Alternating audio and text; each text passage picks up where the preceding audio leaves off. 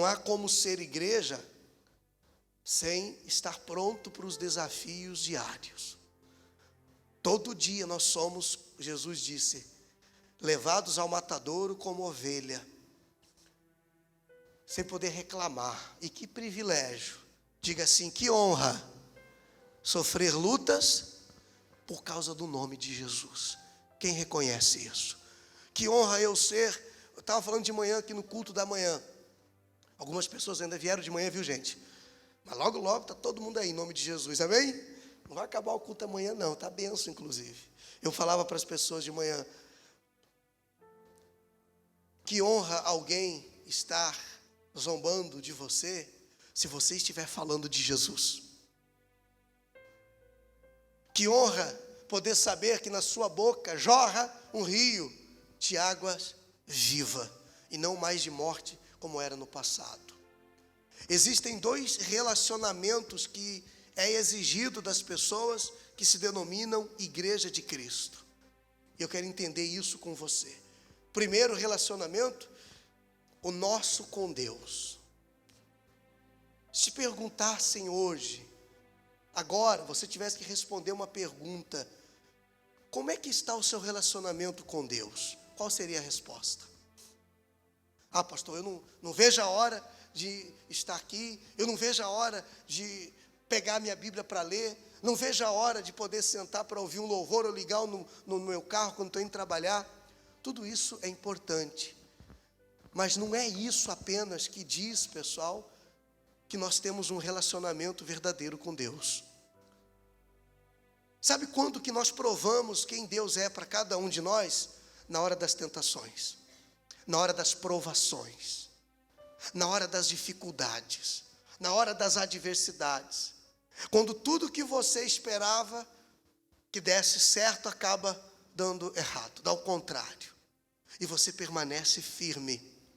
E você não olha para aquilo que está acontecendo, mas você visualiza aquilo que você crê que o Senhor já está preparando para você lá na frente.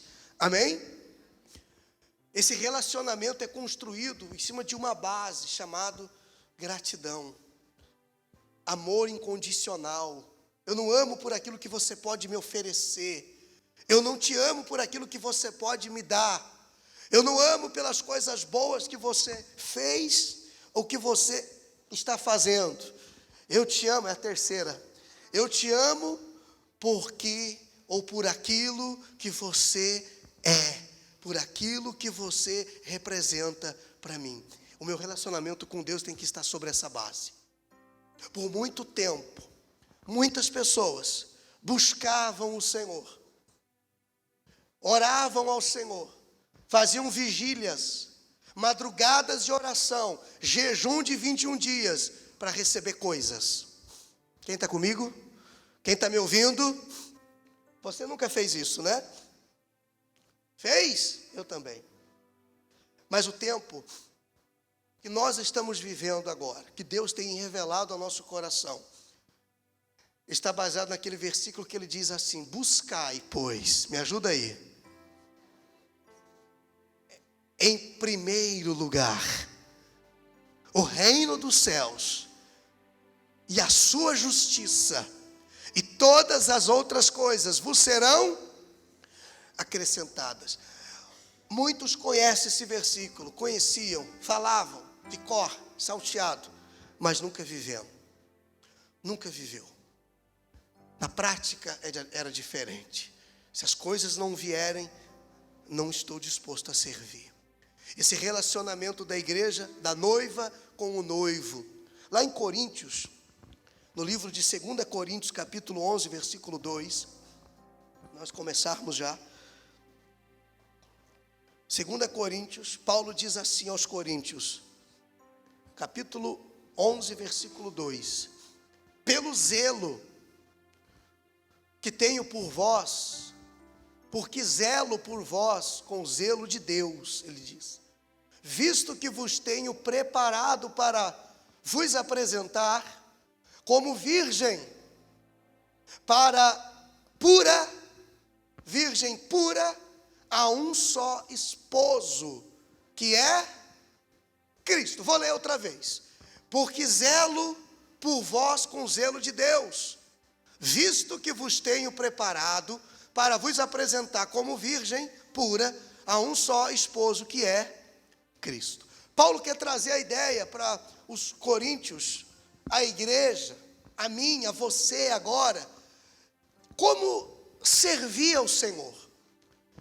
Ele usa o exemplo de uma noiva. Claro que naquela época, hoje está tão banalizado, né, pessoal? O casal se preparar para o casamento, banalizou. A sociedade não curte mais esse negócio da noiva se preparar para o seu noivo, para receber o seu marido. A tradição, quando Paulo escreve isso, a tradição dizia o seguinte: a coisa mais preciosa na vida de uma moça é a pureza dela. E ela vai se guardar até o dia que se casar com o seu noivo, com o seu amado. Jesus pega esse exemplo e põe na igreja. E diz, é exatamente esse modelo que nós temos que ter no nosso relacionamento com o Senhor. Preste atenção, andar com pureza, ser puro diante do Senhor. Fugir daquilo que você sabe que não está de acordo com a vontade do teu Senhor. Quando um rapaz, ele ia pedir a moça em casamento, ele era colocado para ele da seguinte forma: tá bom, está autorizado o teu casamento com a nossa filha. Então o noivo se ausentava e ele ia preparar a casa. Ele ia preparar o lugar aonde ele com a sua futura esposa morariam. Daí aquele ditado que todo mundo conhece: quem casa, quem casa quer casa. Amém? É um recado bem dado. Quem casa quer casa. O noivo fechava com os pais, fechava com a moça. Olha, então eu vou preparar a nossa casa, vou trabalhar, já está certo, você, o teu marido, vai ser a minha esposa. Qual era a obrigação do noivo? Trabalhar e preparar o lugar para morar com a sua futura esposa. Qual era a obrigação da noiva? Quem sabe? Qual era a obrigação da noiva? Manter-se. Boa noite, gente. Vocês estão por aí?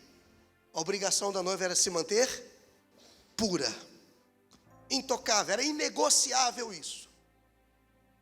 Quanto tempo levaria? Era indeterminado. O tempo era indeterminado, poderia ser daqui 3 meses, mas poderia levar 1 ano. A noiva não sabia quando que o noivo ia apontar na esquina, na rua, para vir buscar a sua noiva, para então se casarem e construírem uma família. O papel dela era se manter pura, esperando pelo noivo. Você pode ver que várias vezes Jesus, ele usa isso para fazer a igreja entender como será na volta do Senhor, na volta do noivo. Ele diz que a noiva esteja preparada, adornada, pura, virgem, esperando pelo retorno do noivo, que não se sabe o dia, que não se sabe a hora, mas ele vai voltar. Lembra daquela parábola das 10 virgens?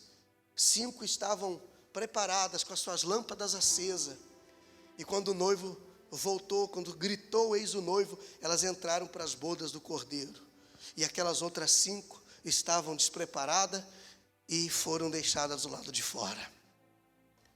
Quando esse rapaz voltava, você sabe que era algo esperado por toda a casa, todo mundo aguardava esse momento, era um dia de festa.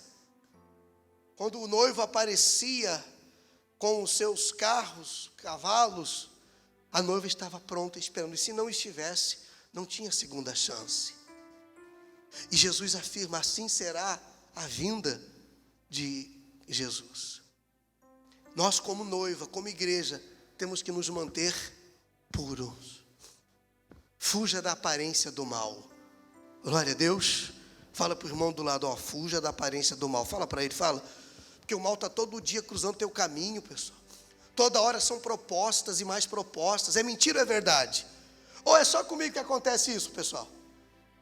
Você também é tentado no seu trabalho, na sua casa, na rua? Às vezes querendo tirar você do sério também. No trânsito, como é que é? Como é que são as coisas no seu dia a dia? Tudo bem? Tudo mil maravilhas? Eu vou perguntar que planeta você mora, porque aqui são lutas, pessoal, tentação, o diabo se levantando contra a igreja, perseguindo as pessoas verdadeiras.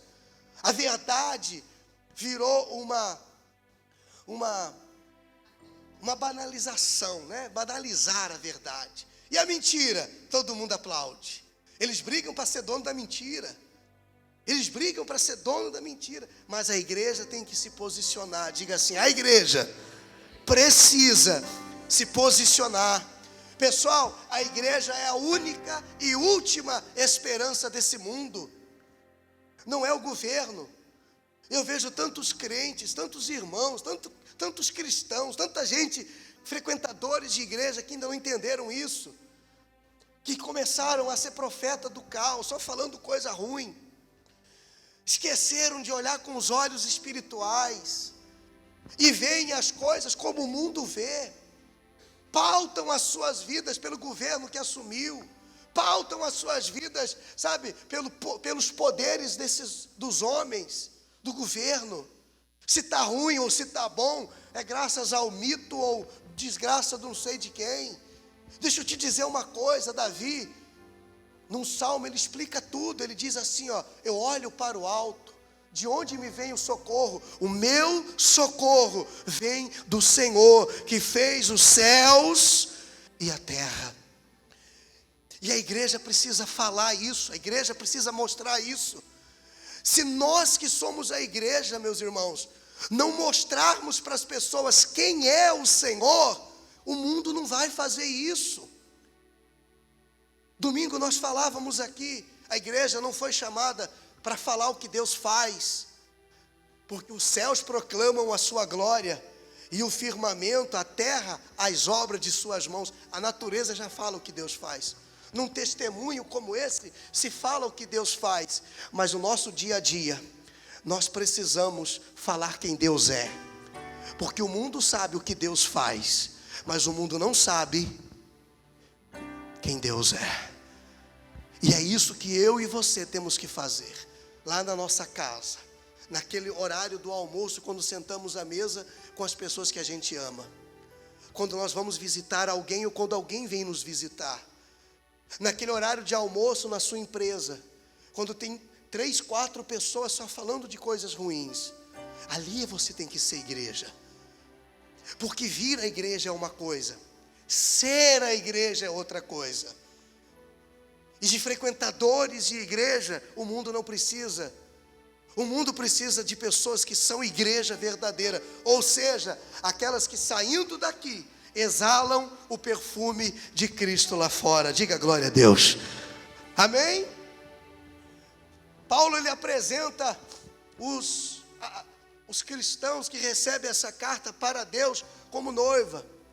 Ele diz: vocês se purifiquem, vocês se santifiquem, fuja da aparência do mal, meu irmão. Não paga para ver, não precisa, porque você é uma alma preciosa para Jesus. Ele deu a vida por você na cruz. Você não esqueceu disso não, né? Ele deu até a última gota dele na cruz para você ser feliz, para você herdar a vida eterna. Ele morreu na cruz pela sua salvação. E 24 horas por dia, o inimigo da tua alma, da minha alma, da nossa alma, ele luta, não é para tirar você da igreja, mas é para que você não seja igreja. Satanás não quer tirar você da igreja, ele quer fazer você não ser igreja. Porque se frequentar a igreja e não ser a igreja, para ele está tudo bem. Quem está entendendo? A igreja precisa entender que é a resposta que o mundo busca todas as vezes que olha para o céu. Você já viu que tem pessoas que todo tempo ela não teme a Deus, não conhece a Deus, não conhece a palavra de Deus, mas ela passa por um momento difícil na vida dela. O primeiro lugar que ela olha para onde? É para o céu. O primeiro nome que ela fala é o nome de quem? É de Deus. Elas estão esperando, meus irmãos. E essa resposta está em nós, que conhecemos quem Deus é. Sabemos que Ele é o Senhor da vida e que em nós está essa vida. Jesus não disse: eu sou o caminho, a verdade, a vida. Quando eu recebi Jesus, essa vida entrou dentro de mim. Essa vida está aí dentro de você. Se você abrir a sua boca, aonde você estiver, você vai produzir vida, ainda que seja um vale de ossos secos, como o profeta diz. Ele chegou no meio daquele vale de ossos secos. Foi o que eu fiz aqui na frente, orando e profetizando cura, milagres, libertação sobre a sua vida. Como que vai acontecer, quando, de que forma, não importa. Ele nos deu essa autoridade para produzir vida. Vamos produzir vida aonde nós estivermos. Glória a Deus. Quem topa isso? Produza a vida onde Deus te colocou. Sabe, olha o que está escrito aqui no livro de Atos capítulo 3. Falei rapidamente, porque tem muita coisa para a gente falar sobre esse relacionamento da igreja com Jesus. Porque eu quero falar do relacionamento de um irmão com o outro também. Porque não se tem relacionamento com Deus se não tiver relacionamento de um para com o outro. É o símbolo da cruz, né? Jesus morreu dizendo isso, com a cruz. A haste vertical, eu e Deus. A haste horizontal, eu e meus irmãos. Um relacionamento só pode existir se o outro existir também. Pedro e João subiam juntos ao templo, a hora da oração, a nona, e era trazido um varão, era trazido um coxo de nascença, o qual colocavam diariamente à porta do templo, chamada Formosa, para pedir esmola aos que entravam ali. Vendo ele a Pedro e João, que iam entrar no templo, implorava que lhes dessem uma esmola. Pedro, fitando-o juntamente com João, disse: olha para nós. Ele os olhava atentamente, esperando, grave isso, esperando receber alguma coisa. Eu preciso que você grave essa frase: esperando receber alguma coisa. Vamos lá. Pedro, porém, lhe disse: não possuo nem prata nem ouro, mas o que tenho, isso te dou. Em nome de Jesus Cristo, o Nazareno, anda. E tomando pela mão direita, o levantou imediatamente, e os seus pés e tornozelos se firmaram.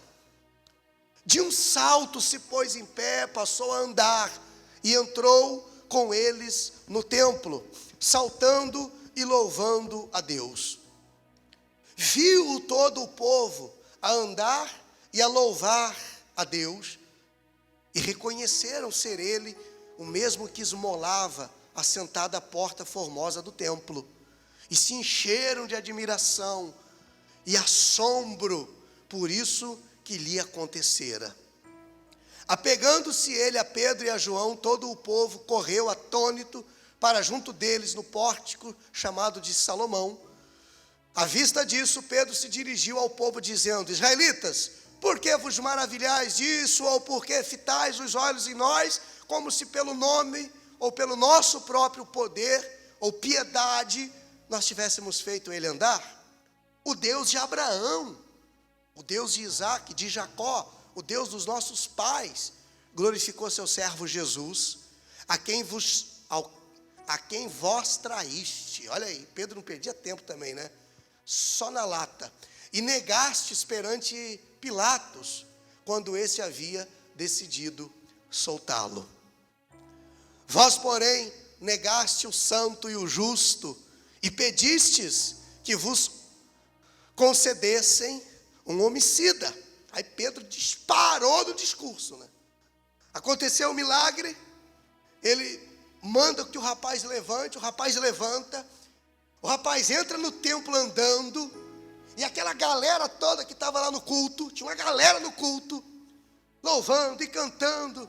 Quando viram o rapaz andando, porque é estranho, muitas vezes é estranho, é anormal, as pessoas que deveriam ter como uma coisa natural, ver um milagre acontecendo. é que as pessoas muitas vezes estão adorando alguém que elas ainda nem fazem ideia de quem é. Porque se eu sei quem é o Senhor, eu sei do que Ele é capaz, eu posso até me maravilhar com os milagres. Eu me maravilho com as coisas que Ele faz, mas eu fico muito mais maravilhado quando verdadeiramente eu conheço quem Ele é e não vejo apenas o que Ele faz. Agora vamos entender esse rapaz, esse coxo, esse paralítico. É a imagem, personifica o mundo que nós estamos vivendo. As pessoas estão esperando receber alguma coisa. Há quem tenha tudo e ao mesmo tempo diz não ter nada porque não tem paz. Porque vive um tempo de opressão, com vontade de morrer, com vontade de desaparecer. Outros que olhando para aquela jovem dizem assim, puxa, ela tem tudo. A esposa fala muito sobre isso. Quando olhavam para aquela jovem e diziam, puxa, ela tem a vida que eu gostaria de ter.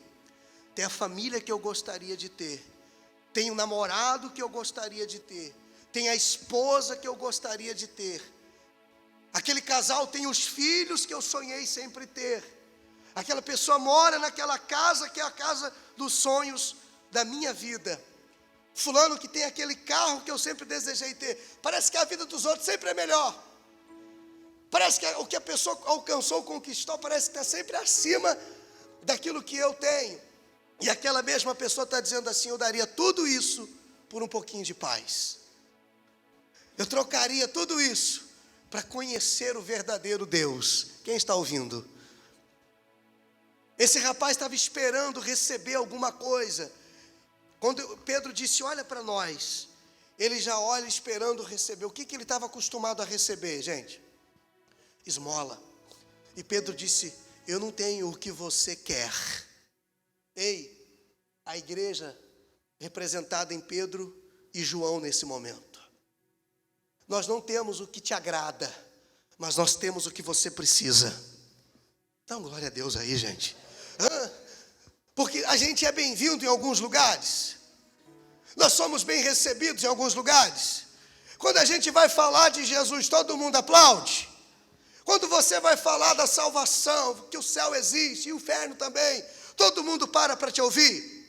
Não, nós não temos o que agrada as pessoas, nós não temos o que elas querem, mas nós como igreja temos o que o mundo precisa para se colocar em pé e começar a andar.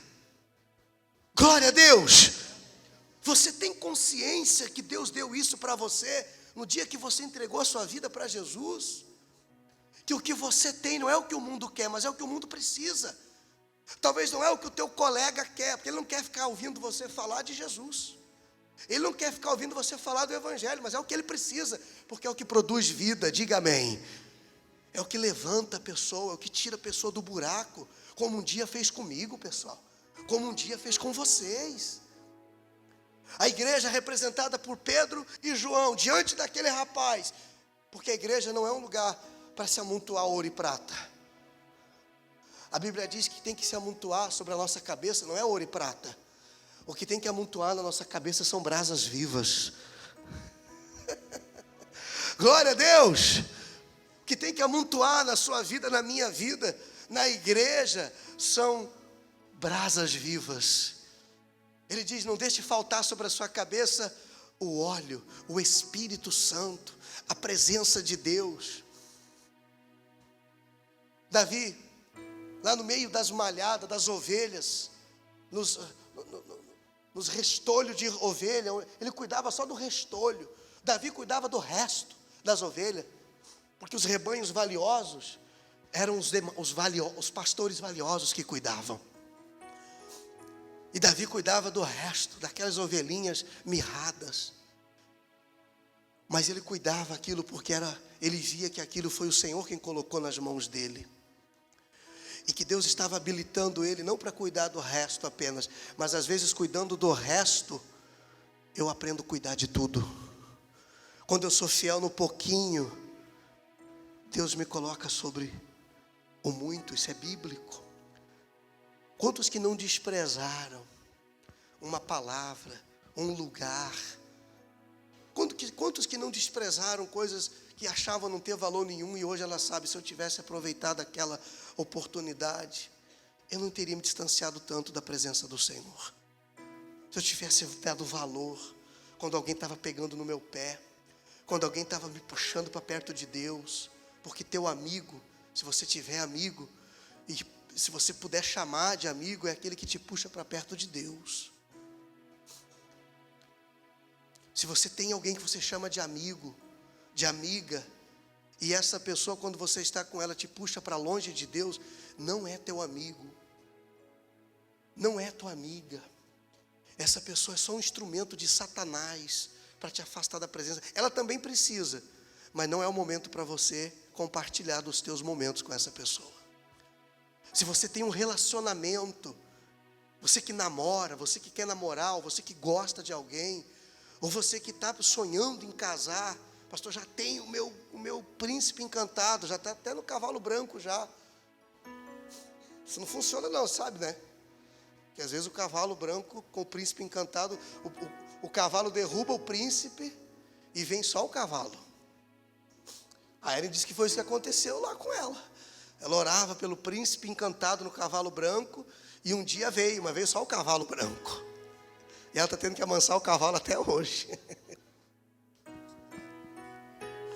Mas está tudo bem, né, amor? Está dando certo? Está conseguindo? Dá trabalho, né? Mas, se esse relacionamento, se essa pessoa, ela não te puxa para perto de Deus, quer um conselho? Conselho não se dá, né? Mas, quer um conselho? Sai fora. Porque vai você e essa pessoa para o buraco, vocês vão se destruir. Quando fala das coisas de Deus, essa pessoa muda de assunto, não é para estar com você. Não sei por que Deus mandou falar isso aqui, mas tem algum motivo. É para você pensar, é para você saber, como é que fala? Filtrar mais os seus relacionamentos, seja amizade, seja namoro, seja quem vai na tua casa, quem você recebe na tua casa, quem você visita. Pessoal, as coisas estão muito difíceis para se manter na presença de Deus. E se você ainda começar a aceitar coisas na sua vida, no seu dia a dia, que te empurre para longe de Deus, vai ser ainda mais difícil. Quem está entendendo até aqui? Então comece a filtrar, seja inteligente. Você é inteligente, use essa inteligência que Deus te deu. Use, por favor, para que você não se perda, não se perca. Quando você vê Pedro e João dizendo, eu não tenho o que você quer, mas eu tenho o que você precisa, eu não tenho ouro, eu não tenho prata, mas o que eu tenho eu te dou, levanta e anda. Eles foram igreja fora da igreja. Eles foram igreja fora do templo. Glória a Deus. Eles manifestaram o poder de Deus sem precisar estar dentro de um templo. Lá fora, você acha que essa galera toda que estava lá dentro na hora nona, na hora da oração, que todo mundo se reunia para a oração, eles entraram por onde no templo? Eles entraram pela Formosa, pela porta principal, onde estava o coxo sentado, pedindo alguma coisa. Mas eles entraram porque eles estavam preocupados apenas com os seus desejos. Estou com pressa porque eu estou indo na igreja. Se você fala para mim, pastor, hoje eu não vou no culto, porque eu estava chegando na igreja e eu fui atender uma pessoa que está sofrendo aqui, eu vou dizer assim, graças a Deus, você não foi na igreja para você ser igreja. Vocês ouviram isso, gente? Só pastor doido fala isso. Só pastor que ama a tua alma fala isso. Melhor que você estar na igreja é você ser igreja. Glória a Deus. Pergunta para a pessoa do lado, você está ouvindo isso? Só pergunta, só para tirar dúvida.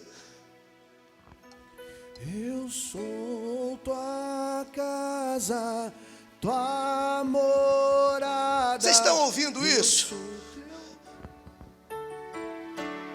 Muda as coisas de lugar. Eu sou tua casa, tua morada. Eu sou teu lar. Sim. Muda as coisas de lugar. Glória a Deus. Quando eles viram o rapaz curado, Já era de se esperar isso, porque onde a igreja é a igreja verdadeira, milagres extraordinários vão estar sempre acontecendo. Esse avivamento, esse fogo, essa chama tem que começar dentro de cada um de nós. Nós não precisamos de uma junção de pessoas para a gente lembrar que é de Deus.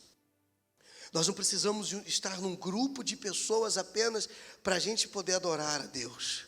A sua vida já tem que ser uma adoração, desde quando você acorda até quando você vai dormir à noite.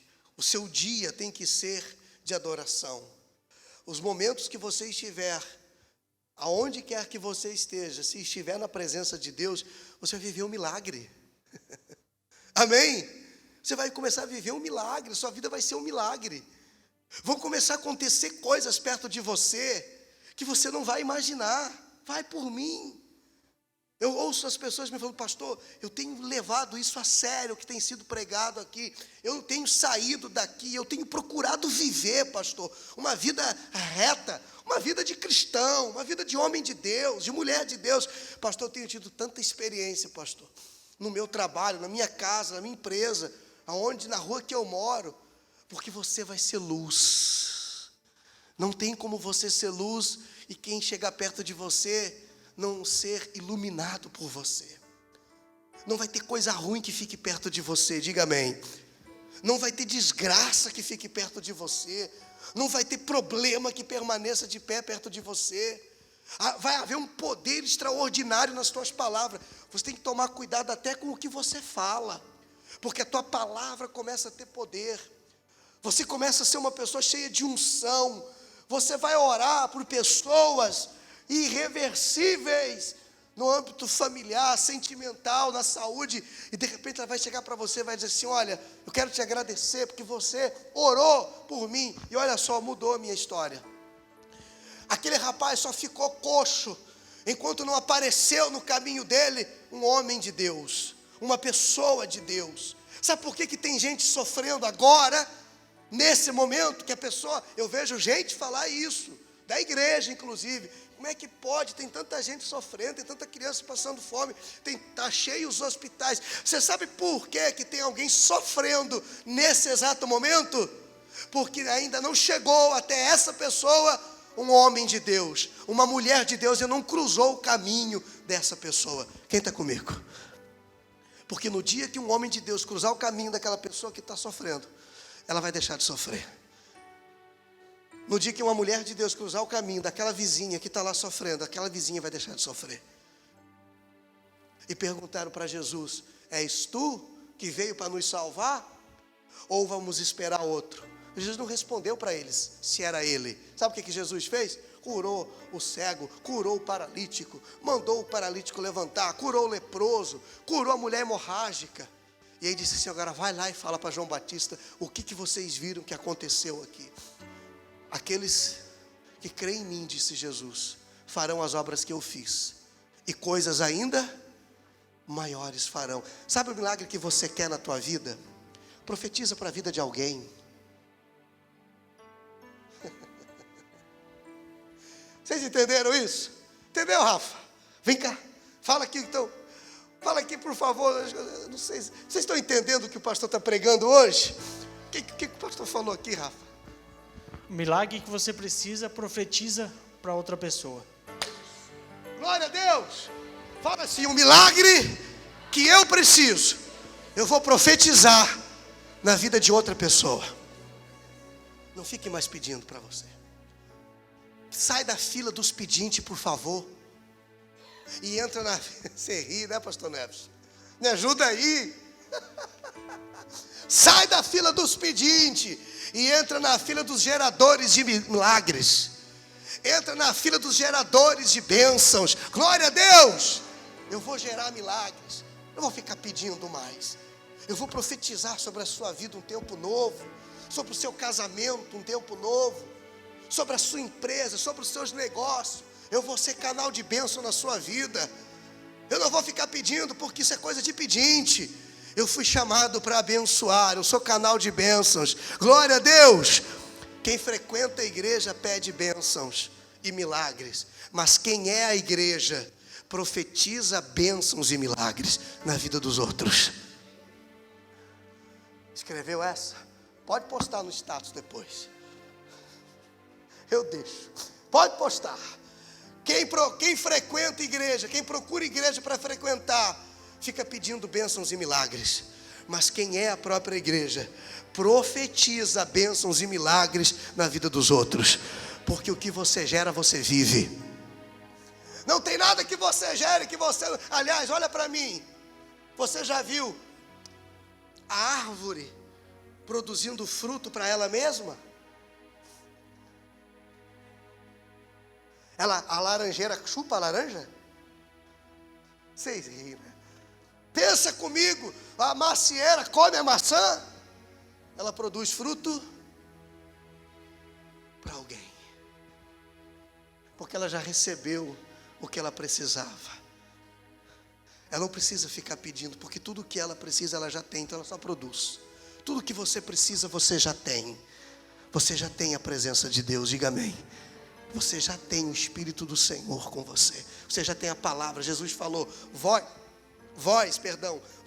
já estáis limpos pela palavra que eu vos tenho pregado. Você já foi lavado, você já foi perdoado.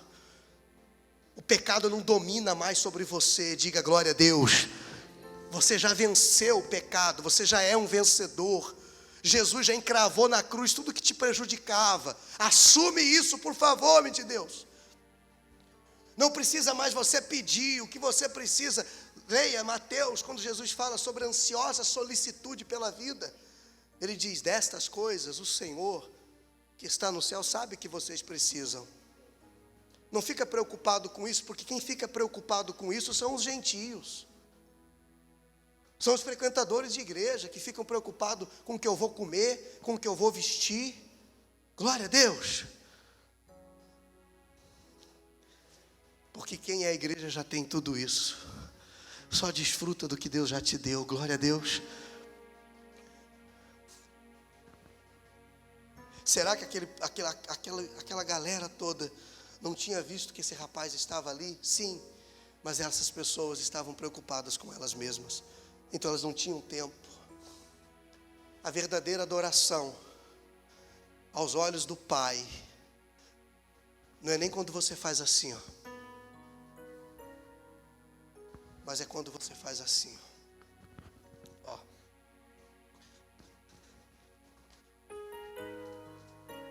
Vamos adorar o Deus junto comigo.